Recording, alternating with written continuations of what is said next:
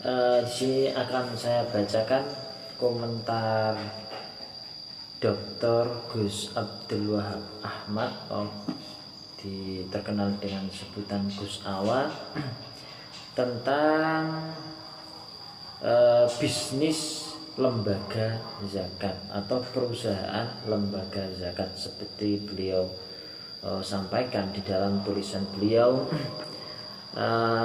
Beliau menulis ini tanggal 28 Maret 2024. Kami bacakan. Pemaknaan sabilillah dan nalar kapitalisme. Saya berulang kali menulis bahwa pemaknaan sabilillah sebagai sabilul khair adalah pemaknaan yang sangat lemah, sehingga tidak dipakai sebagai acuan resmi dalam 4 madhab. Kelemahan utamanya adalah pemaknaan ini dapat menggugurkan kriteria 8 kelompok penerima zakat. Ketika surat At-Taubah ayat 60 menyatakan dengan jelas bahwa yang berhak menerima zakat hanya 8 kelompok saja, maka artinya tidak ada pihak di luar itu yang berhak. Tetapi dengan pemaknaan yang diperluas, maka gugurlah surat At-Taubah ayat 60 itu. Lihat saja, lembaga amil zakat dan masyarakat secara umum apakah masih peduli terhadap ayat itu? Makin lama makin tidak peduli, sebab di benak mereka yang penting tujuannya bagus di jalan Allah, maka diberi harta zakat. Mau itu anak yatim, mau itu pembangunan masjid, mau itu gaji ustadz, atau apapun yang bisa dibayangkan, asal berbau agama maka diberi harta zakat.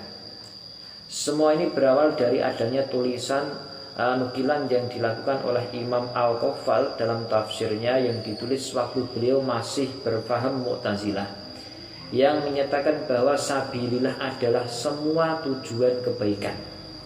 Meski nukilannya tidak jelas dinukil dari siapa yang menafsirkan begitu, kita tidak pernah tahu. Yang jelas bukan Al-Qaffal sendiri, sebagaimana banyak salah disalahpahami. Lagi pula ia masih Mu'tazilah saat itu, sehingga tampaknya menukil dari ahli bid'ah entah siapa, bukan dari mustahid kredibel. Itulah sebabnya nukilan tersebut diabaikan di kitab Muqtamad 4 madhab. Anda hanya dapat menemuinya dari bukan kitab babon yang banyak membahas kila dan kola, tapi kemudian fakta ini berubah menjadi narasi pendapat Imam Qaffal dari kalangan Syafi'iyah, seolah itu adalah pendapat kredibel dalam madhab Syafi'i. Para penulis kitab banyak bertanggung jawab atas kesalahpahaman ini. Distorsi makin parah sejak Yusuf Qaradawi menulis buku fikih zakatnya. Ia menguatkan nukilan Al-Qaffal tersebut dengan berbagai argumen yang sekuat tenaga mendorong agar zakat tidak hanya dibatasi pada 8 golongan sebagaimana dalam Al-Quran, sebab makna sabilillah digunakan seluas-luasnya untuk berbagai tujuan yang dianggap kebaikan.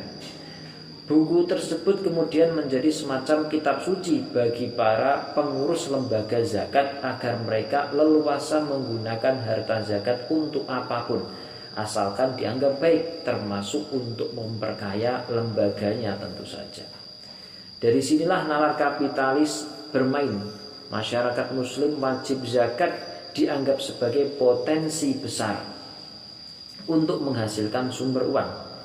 Potensi zakat masyarakat di tiap daerah dihitung dan jumlahnya selalu fantastis, bahkan bisa melebihi APBD sebuah kota.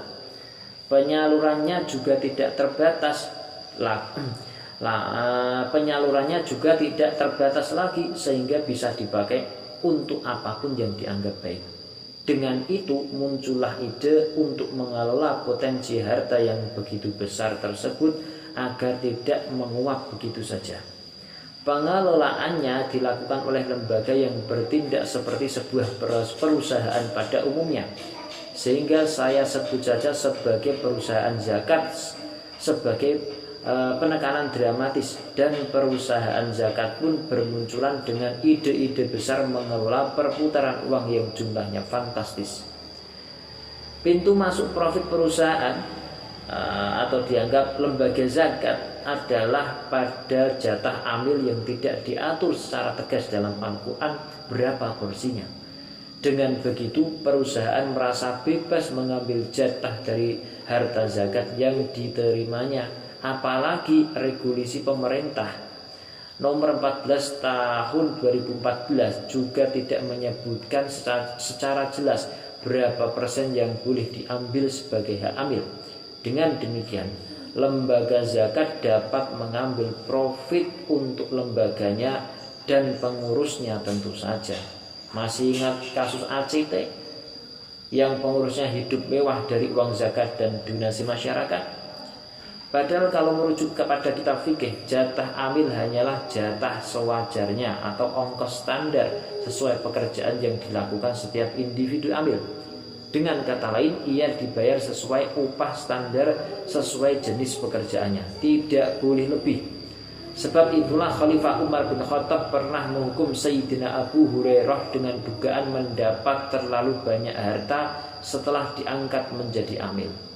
Meskipun dugaan tersebut ternyata salah, tapi masa bodoh dengan kitab fikih dan kitab usang yang menghambat profit itu, perusahaan harus semakin berkembang dengan modal kapital harta zakat yang semakin besar. Akhirnya semua objek yang seharusnya tidak wajib zakat malah ditarik zakatnya. Pendapatan dari jasa juga ditarik dengan judul zakat profesi yang sebetulnya adalah nama lain dari pajak penghasilan yang tidak dikenal dalam satu milenium fikih umat Islam. Pokoknya kalau bisa semua objek yang menghasilkan uang harus ditarik pajaknya, zakatnya. Sebagai aplikasinya, maka gaji PNS yang sebenarnya masih pas-pasan dipotong zakat dengan asumsi gajinya kalau ditotal setahun bisa buat beli emas seharga 1 nisab. Padahal boro-boro buat beli emas 1 nisab, buat membayar cicilan saja masih sulit. Loh, kan dalam zakat ada persyaratan haul atau hitungan setahun yang menjadikan sebuah harta baru wajib dizakati. Lagi-lagi masa bodoh dengan syarat haul di kitab fikih. Perusahaan zakat tidak mau menunda menarik zakat. Salah lagi, maksudnya pajak. Pajak atau zakat sama saja. Hingga setahun dari semua yang dianggap wajib zakat. Akhirnya semua pakai analogi ke zakat tanaman yang wajib keluar zakat setiap panen. Akhirnya aturan yang dipropagandakan adalah kalau Anda muslim yang baik, maka setiap Anda punya penghasilan besar, maka bayarlah pajaknya, zakatnya maksudnya. Dengan demikian kapital perusahaan semakin besar. Hal lainnya, sebuah perusahaan zakat tidak ada di setiap daerah sehingga jangkauannya terbatas. Lebih-lebih dalam kitab fikih ada aturan memindah zakat dari suatu lokasi ke lokasi lain. Hal ini tentu menghambat pemasukan perusahaan. Tapi tenang, perusahaan tidak kehabisan akal sehingga mengambil pendapat ulama yang lemah yang membolehkan memindah zakat dari lokasi zakat, dan mengambil juga pendapat yang membolehkan zakat dalam bentuk uang. Dengan oplosan pendapat lemah tersebut, akhirnya dipropagandakan gerakan transfer zakat. Maka zakat gak usah ribet, mau zakat gak usah ribet, tinggal transfer saja. Begitu kata iklan mereka. Dengan demikian, orang yang tinggal di pelosok daerah menyetorkan zakatnya pada perusahaan zakat yang mungkin ada di Jakarta misalnya. Dan kapital berhasil membengkak secara signifikan. Dan semua yang ada di perusahaan semakin sejahtera. Anda tidak sepolos itu merasa ACT hanya satu-satunya oknum, bukan? Pintu keluar atau distribusi keuangan perusahaan zakat merujuk pada kitab suci yang berjudul Fikih Zakat karya Yusuf Qaradawi tersebut. Dengan itu, tidak ada yang dapat membedakan antara perusahaan zakat dengan perusahaan non-profit lain di negara non-muslim sekalipun. Hartanya mau dibuat beasiswa, mau dibuat membangun infrastruktur, mau dibuat sebagai gaji bagi para ustadz yang berafiliasi dengan perusahaan, mau dibuat apapun juga semuanya bisa dengan alasan fisabilillah. Dengan demikian lengkap sudah syarat sebuah perusahaan untuk berdiri dan memperkaya diri. Masukan dan pengeluarannya sudah jelas dan bebas. Anda mau bicara ayat apa itu? Semua sudah lupa. Anda mau bicara kitab fikih, muktamad, makhluk apa itu muktamad? Semua juga lupa. Tulisan ini tidak bermaksud memburukkan citra semua lembaga zakat, sebab saya yakin masih ada lembaga zakat yang dikelola sesuai pedoman kitab-kitab fikih yang muktamad. Tapi tulisan ini hendak menghentak kesadaran banyak dermawan yang sebenarnya sedang dimanfaatkan oleh pemilik nalar kapitalis.